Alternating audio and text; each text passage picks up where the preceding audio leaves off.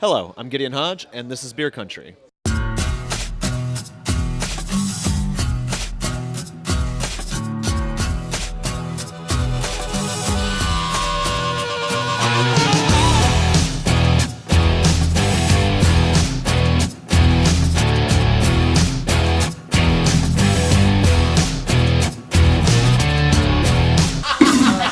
That's that table drawer.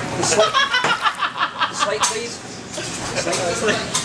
Gideon, stop snoring.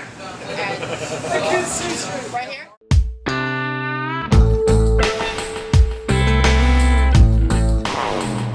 So here we are with the Abita Brewmaster, Mark Wilson.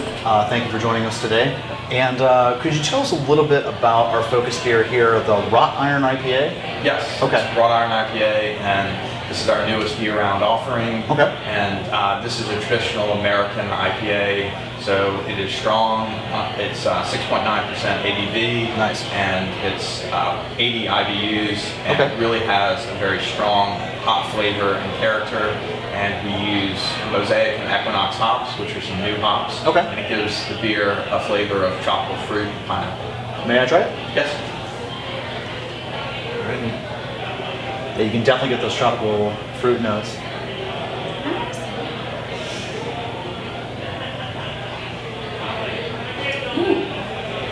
That is fruit. And a good one. Yeah, this would be a great beer to have just kind of hanging out on a hot summer day, a little plate of like fruit and cheese sitting in front of you. Yeah, it's great in the summer, but it's great year round as well. Oh, yeah. So it's a strong beer, and but it's light enough to be had on a hot Louisiana summer day. I mean, a nice Christmas beer to have with your cookies and stuff like that. We since we were founded, we really were a lager brewery. Okay. And in the past few years, we've transitioned and done some more beers that are considered pale ales, craft. What you would find in the rest of the country, even though in the South we were still drinking craft lager. The Wrought Iron IPA was the first one where we said we're going to be really hop forward with it. Oh yeah, you can taste that. And then also we designed a unique dry hopping system for this that's really going to bring out the flavor of the hops, and we call it Hop Forge. And it plays off of the name Wrought Iron, Forged Iron, and so we have a unique system where we're mixing the hops and making a slurry and really getting the flavor of the hops into the beer. It's a great flavor, a lot going on in this beer. Definitely a great summer beer. Just for kicking back, relaxing, and again, like you said, little cheese plates, some mixed fruit.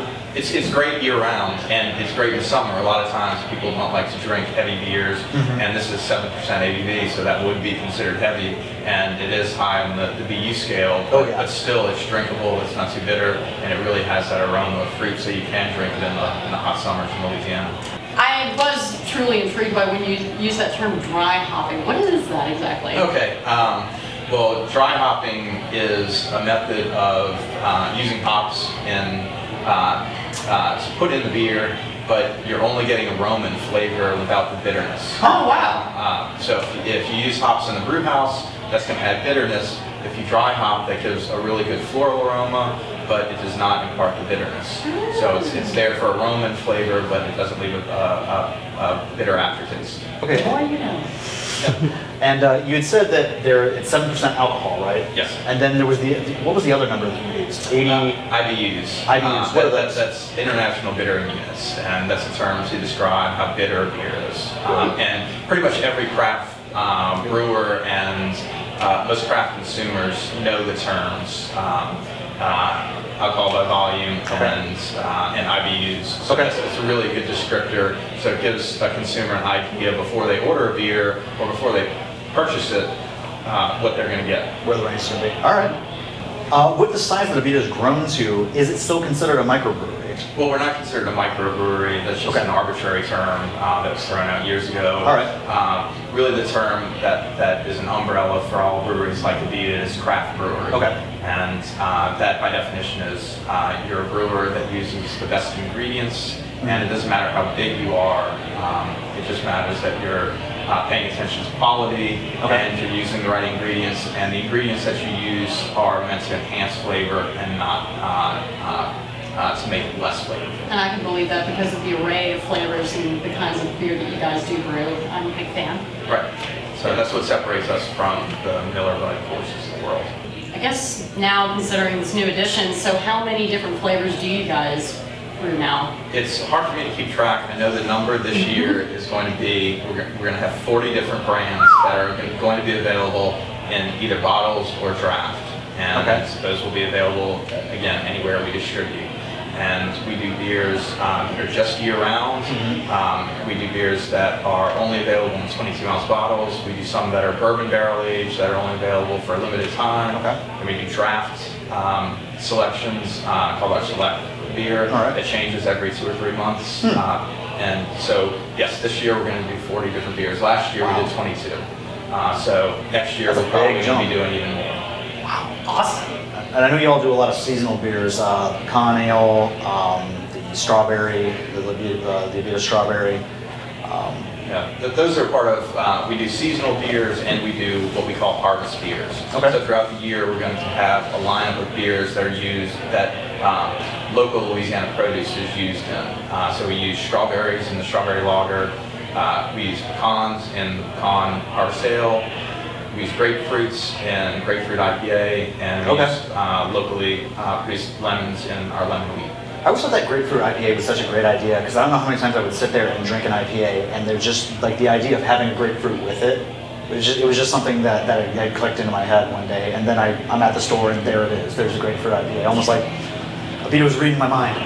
Some of the most popular hops that are used in American craft brewing have grapefruit overtones, and so sometimes you'll drink a beer and you think, wow, this tastes grapefruity, and then we just combine that and actually use real grapefruits in it and gave it more of a juice flavor instead of the vegetative grapefruit flavor. So I suppose this is probably a silly question to ask, but I have to ask anyway. So which one's your favorite? It is hard to pick, but I do like the Searsucker Summer Pilsner. That's my personal favorite. I'm a lager beer drinker, and I'm not a big hop head.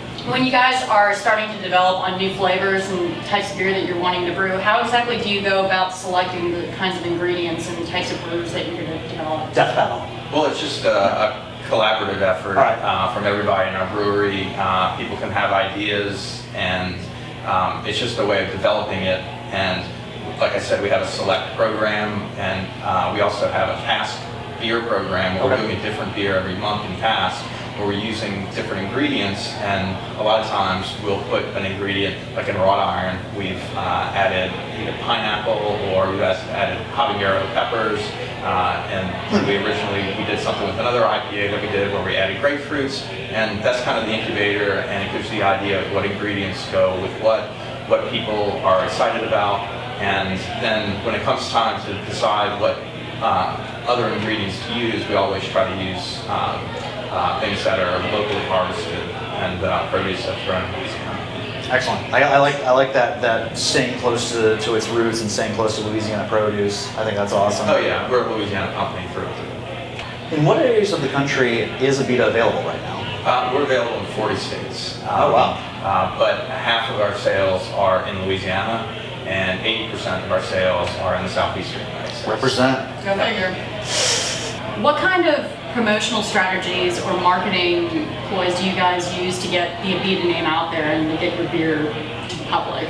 Well, the biggest thing is word of mouth, and we count on our distributors to get the beer out and make it available to people. And then it's very simple. It's the oldest marketing strategy in the world, is get it in people's hands and let them taste it, and that'll be the trick. Works for me. Yeah, it's all it took for me. Abita Amber was one of the first beers I think I started drinking down here, and it was a staple in my household for a long time. Purple Haze changed my life. I even had some German friends that I think Abita Amber was the only American beer he'd drink. No.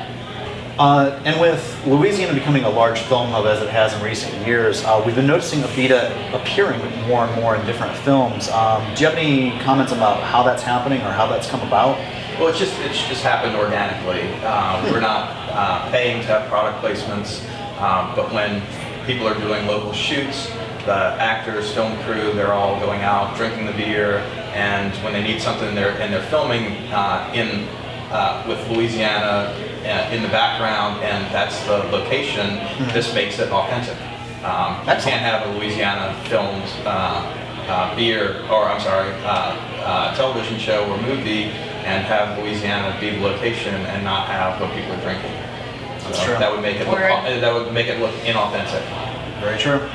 And they're actually doing research now with the shows now versus. They really are. They'll ask us when they're doing period pieces if what brands were out at certain times, because we're always coming out with new brands, and they don't want to put brands that weren't around at the time that the film was being shot.